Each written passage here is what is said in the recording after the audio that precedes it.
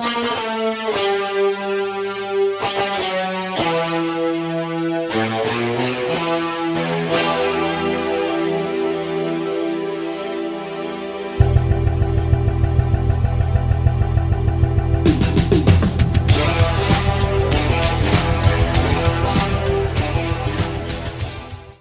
it going, everybody? It's time to do my final commentary as part of our series. We've done all of our movies individually, and then we did Endless Night together, me and Andrew. Now it's time to do my final one, which is Modern Renegade, up to date. It came out only, month and a half ago already, and so it's still sort of fresh in my mind, but I have a lot of stories to tell, lots of little tidbits for you, so I hope I can make this interesting. And yeah, let's get into it.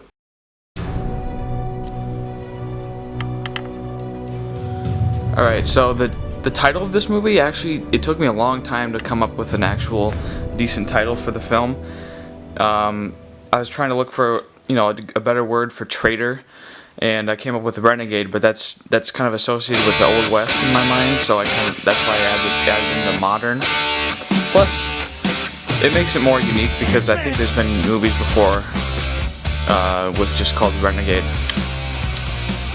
And this song, I went through so many different songs trying to find the right one for this movie. Originally, it was going to be Money for Nothing by the Dire Straits, but then I realized that was used in Kingsman, so I just wanted to do something else.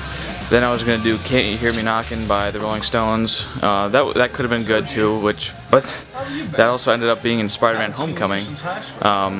So that was interesting. But this song I thought worked really well because I wanted a song with a really good opening riff.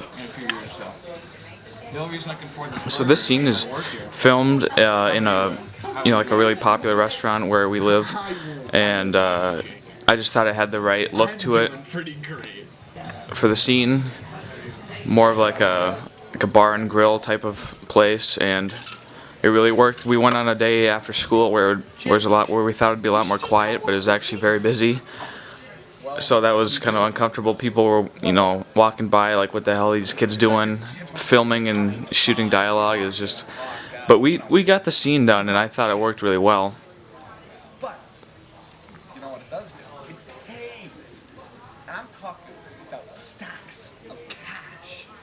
Oh, and this is Zach's improv moment. This was great. I mean, look at this. I'm going out here within the next few months. You can see I'm very entertained in the scene.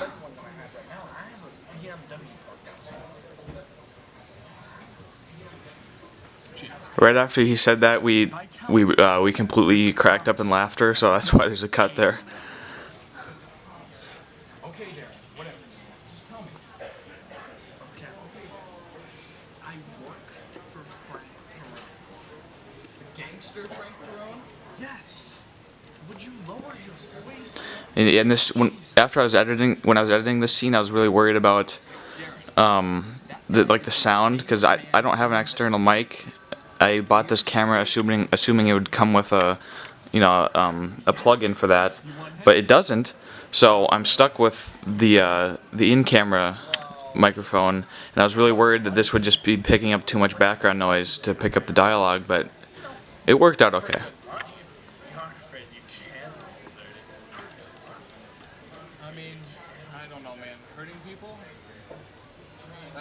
And the person who's filming in this scene is James. He did a lot of the camera work in this. And if I can pay that off, I can actually start to save up for a nice place. Look, Jake, don't put the cart in front of the horse or anything, because it'd be a while. But I can assure you one thing. You'd make a hell of a lot more money doing what I do. You get there a lot quicker than you would. You can hear the changing music that's actually playing in the restaurant in the background as time moves on. I can set something up with you and him tonight. Tonight already? Also, if you pay attention, you can see my fluctuating haircut throughout the whole movie, because I thought it'd be good to keep it consistent by not getting it cut but that turned out to be a mistake because it took 2 or 3 months, or yeah, probably 2 months to film this, and it's by the end scene, it's very visibly changed. Okay, Darren, what's the game plan? What are we gonna do? All right, so here's Andrew as Gus, and of course me and Zach once again. In retrospect, I should have filmed a scene where I'm introduced to Frank Perone. I think that could have been really good, but I was just in such a Gwyff mindset that I didn't write that or film that. And this scene right here is in my garage actually, because I just realized it'd work to if it's set at night and we're driving by. It'd work okay, but I should have added some car noises, like some driving noises, and maybe have someone like run by with a light outside, because then it'd be more believable. Like, I mean, for street lights, driving by street lights, I would create that effect. No. All right. This doesn't talk much.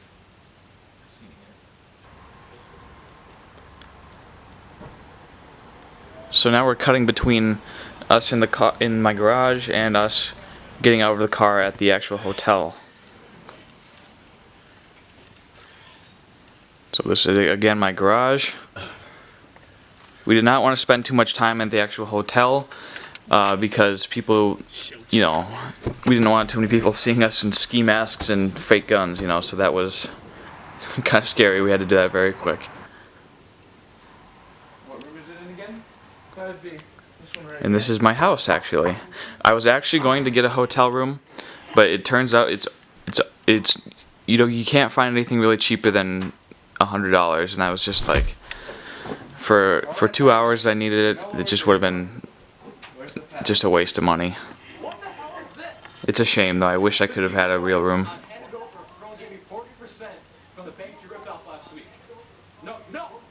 There's Ethan wearing my dad's suit.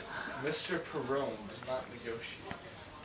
Then you can go to hell. And if you guys couldn't tell, the scene opens with Ethan doing cocaine. But I couldn't go over the top with that reference because it was being shown at Gwyff, so it's a family crowd.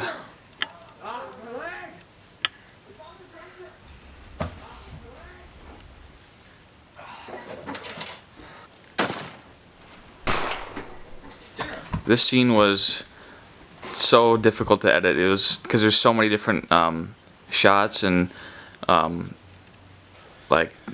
different, the muzzle flash it's unstable there because the shot was itself unsteady. So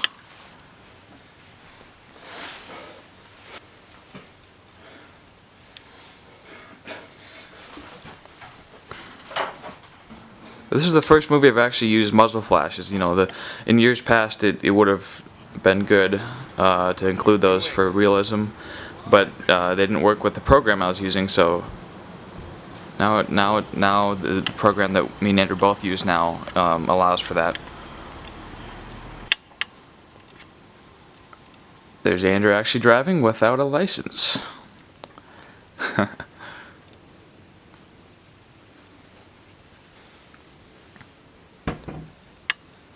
And Jake's apartment is actually my room, of course.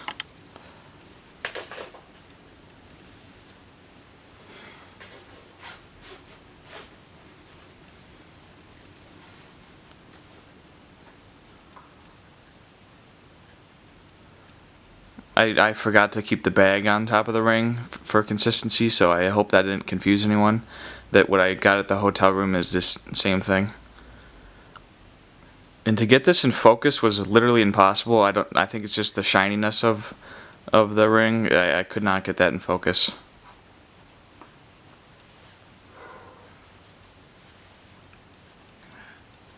So you can already tell my hair is longer than it was in the first scene, so.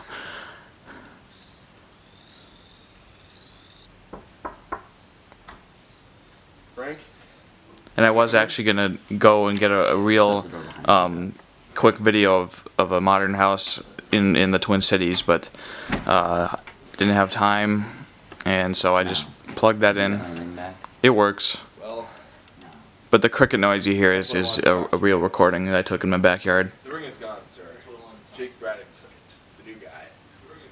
Took it and ran off. And Darren. I do really like this intro scene for James. You don't see who's talking, the guy in the big chair, and then there's the reveal.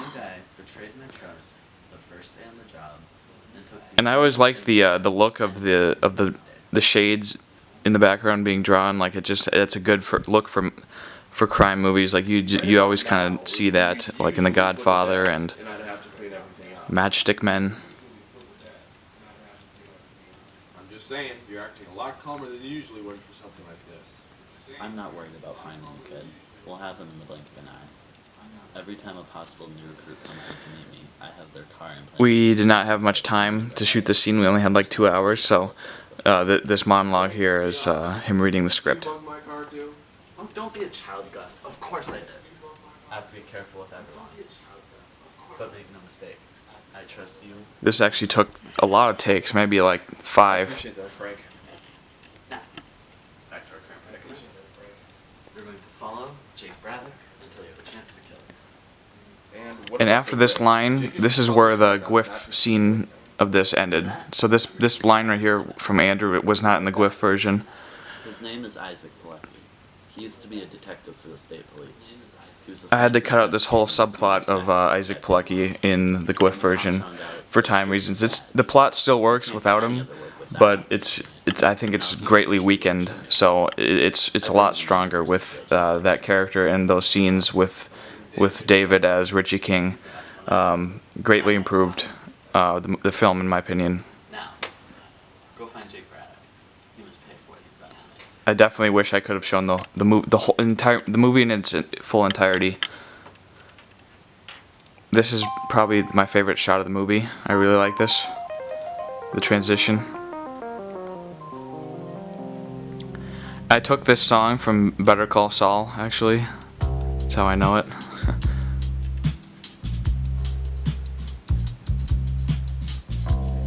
Yeah, I really like that too. And when we had to get these exteriors of this pawn shop, the guy who was working there, see when I'm walking in, not this, when I'm actually walking in, the guy who works there was like really suspicious and like, what the hell are you guys doing? He's sitting like just over to the right over there. And now this, yeah, completely different location. This is in the high school. Hello, welcome to Pod Ultimate. The school bank, actually. Would you like to see some of my extra special? David's wearing my dad's shirt. Come on, let's go. I have a story behind every single jewel. This one is from my aunt Loretta. Yeah, let's not talk about that. I cut off part of that line there because the camera was unstable. I really could have used a dolly for a lot of this stuff. There's only one dolly shot in this entire film, but now I own one, so that problem will be completely gone. This line from David is completely improvised. I gave David a lot of freedom with how to play the character, and I think he did a good job. I just gave him the touch of the glasses and the shirt and all that. Hey, Richie's a mind reader. I know you're not interested. What you really need, you're a bachelor, right? Well, every bachelor pad needs a top-of-the-line, vintage, Parisian layout. This is worth $500 in every single pawn shop, well, except for Richie's, alright? The thing about Richie King is I think he provides like a good like levity from the rest of the movie, because the movie's sort of serious, and it just kind of provides like it works well with the plot, and then also it just tonally I think it works. He's a total scam. Do anything to make a quick buck. Well, oh, sorry. And those posters are up in the background because they had to cover you can see some of it peeking out there. That says Eden Prairie Perch or something, because that's the name of the school bank. So yeah, we had to cover that as good as we could. We could have obviously, if we just moved those posters down a little bit, the problem would have been completely gone. But whatever. That line about him, like, what are you, a secret agent? That's kind of like, when I was writing that, as sort of a reference to David's movie, The Black Hawk Dilemma, where he plays a spy.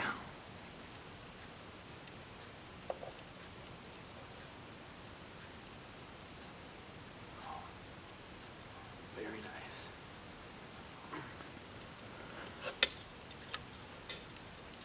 Well, this is a very, very nice piece of jewelry you required. You've come to the right place, my friend. Really? How much we talking?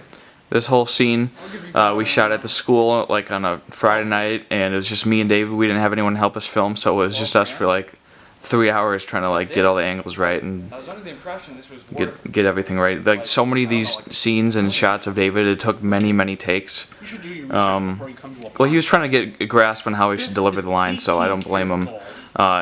We ended up with, you know, a good other stores interpretation of the character. It lowers in price because of the lack of color and clarity. They're not ideal at all. Just quite frankly. And there are scratches in it, which back to those posters in the background. Those are all from the movie theater.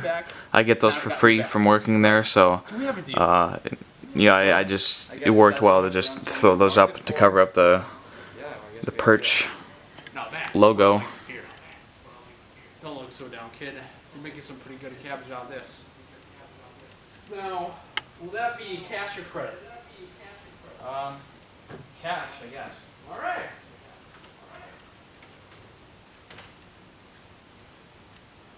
So would you like this in the bag? And I had to come up with a system to make fake money, so those stacks that you see there are just bills rubber banded to a bunch of pieces of paper colored green. So I tried to like rumple it up and make it look as similar as I could. Just the trick is you just can't show it in close up.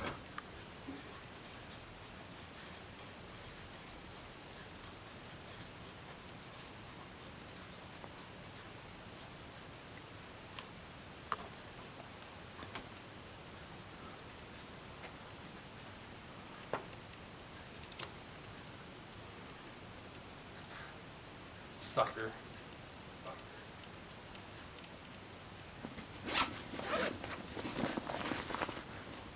And I had to kind of like, obviously I'm trying to avoid showing the stitching on that bag that says AUKUS, so I was just trying to cover that up as well as I could.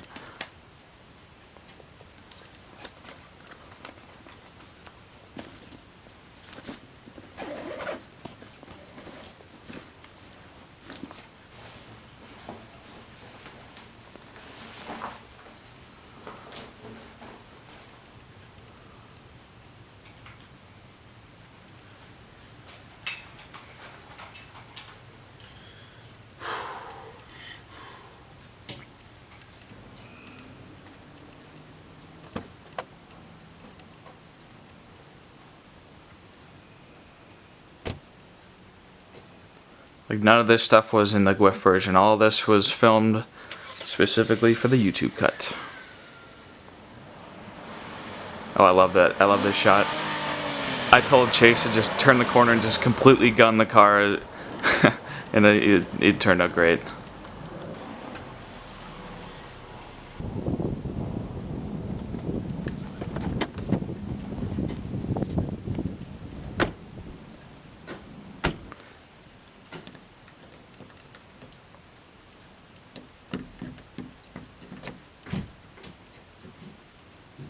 And of course those are two separate doors because my actual room door does not have a lock like that on it, so we had to make it look like an apartment, so we used my house door. Yeah, you got a point. Let's get to work.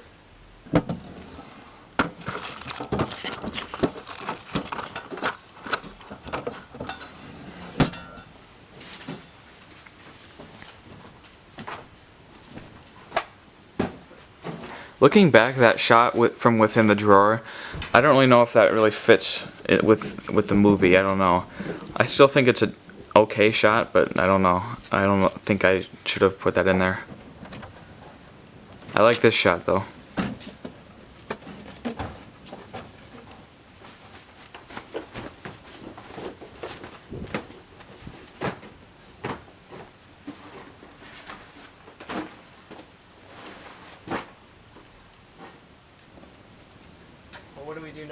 This right here, coming up where they're walking away to the car, that's the very last shot that I filmed for the movie. I filmed that the week that I released this on YouTube. So that right there is the very last thing I shot.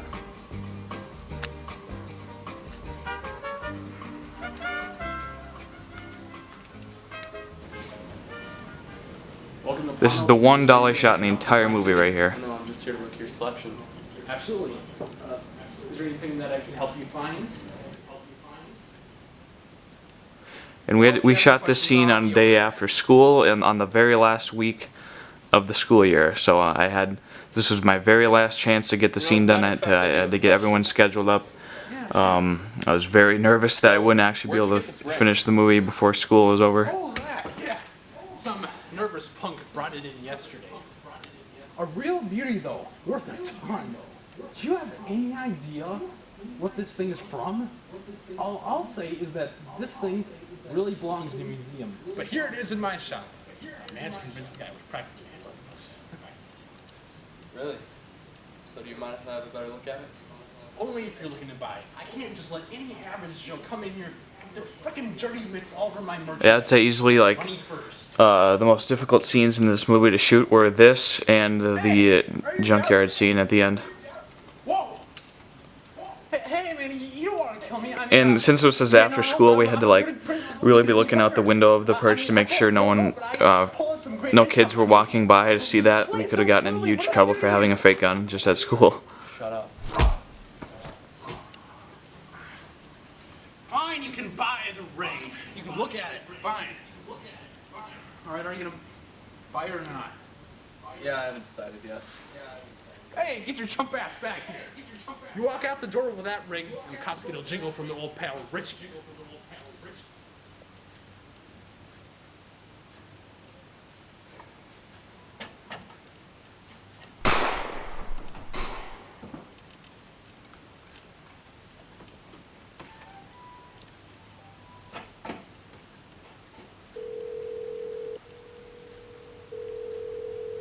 This was actually sort of David's idea to have the 911 call going through. It doesn't add anything to the movie, but it adds sort of like a sense of, I don't know, just a sense of dread. You feel the stakes of the movie. This is my favorite scene of the entire movie. I'm really proud of it because I didn't have to act, so I could actually focus on all the camera angles and stuff that I wanted to get, and the location was terrific. The Stone Arch Bridge, of course. It's nice to have the most important Perron family heirloom back where it belongs. So, am I done here? Yes, thank you again. And half of the scene I actually didn't write until the day before we filmed, because they're supposed to be. It's supposed to end like I think either right here or after a couple more lines. But I felt like it could have had more depth, so I added more. Gus is on his way to kill him now. But you already have the ring, so why bother? Because, Isaac, he took the only thing that matters to it. This ring has been in my family for over 100 years and was around 500 years before that.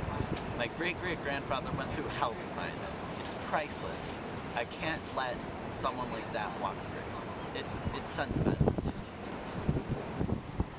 Yeah, again, I wish I had an external mic because these wind noises just bug the heck out of me. Take it from others. I've earned my living, believe me. I worked hard to get where I am. And you may not respect me, Isaac, but this city fears me, and I'm proud of it. I'll see to it that your check gets in the mail today. I really like that. It's great. And this also is one of my favorite shots in the movie.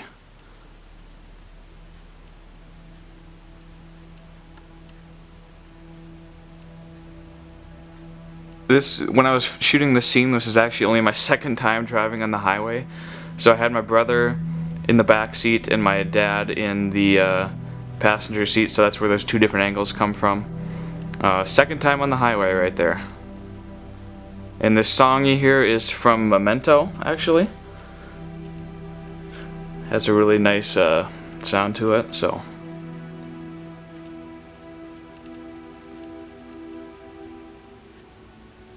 I tried to change up the way the angles were, you know, composed each time, but, you know, there's only so much you can do when you have one person or two people in the car and you can't really get shots in front of you.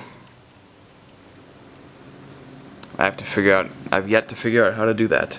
How to get the camera in front of me while I'm driving. I have to just, like, I don't even know, you have to find some kind of device to keep it stationary.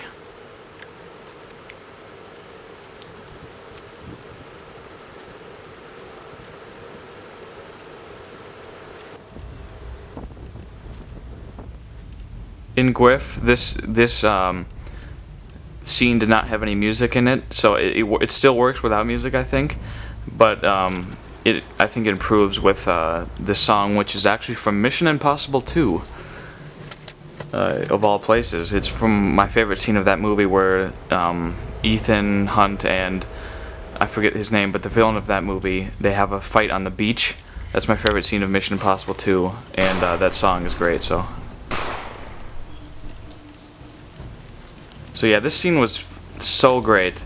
It was kind of scary to film because they didn't know we had fake guns when, like, the people who run the junkyard. So we had to, like, always be watching, make sure no one was out and about right around where we're filming. And kind of like this wouldn't have worked on a tripod, so all the shots are handheld. And I think it works because I was trying to give it like a Saving Private Ryan type of grit, like where the camera's always moving and it just puts you into the moment, I guess. And this scene also took so long to edit with all the muzzle flashes and all the angles and all the music and whatever.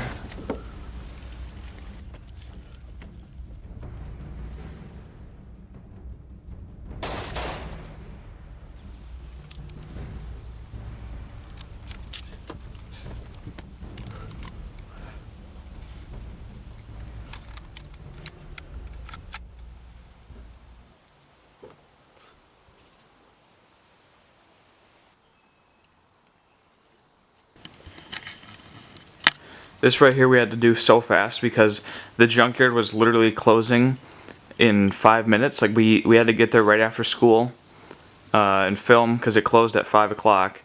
And we were delayed because it was raining that whole day. So we had no idea if we could actually go. And then my dad was like, "Oh, it's going to be muddy. You don't want to go."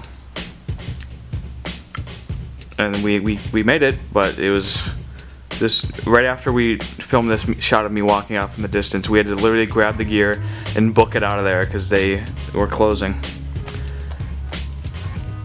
Alright, there it is. And this song, of course, is by Gorillaz, one of my favorite bands.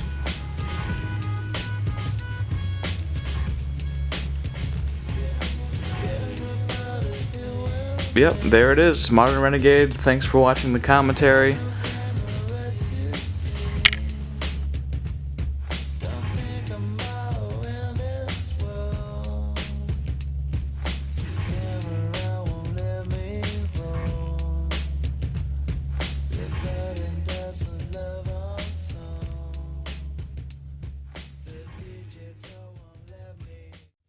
Okay guys, so thanks so much for watching my Modern Renegade commentary. Overall, I do think this is easily my best film so far. I put definitely the most work into it. It is the result of a few months worth. I started writing it like, I don't even know how many months before Gwyff, but it was a long process, me trying to, figure out the music, actually film it, and all that. It was a long process, but I think it turned out pretty good. Of course, it still feels a bit amateur, but that's the whole point, I suppose. I think I can take it a step further, though, and do something better. But yeah, I think everyone in the movie had a great performance. I just think it's overall a fun movie to watch, and it's entertaining. So I hope to go the next step further with it. And yeah, so that's my commentary for Modern Renegade. Andrew, look forward to his Obliterate commentary. That'll be the last one in the series. It's been fun. So this is me saying goodbye to the series until my next film, a commentary for that. So, thanks for watching, and we are going to have a few more reviews coming soon. We've just been kind of slacking off, I guess. It's easy, you know, we're trying to suck up the last bit of summer as much as we can, but we are going to get back to making videos, trust me. So look forward to that, and thank you for watching. See you next time.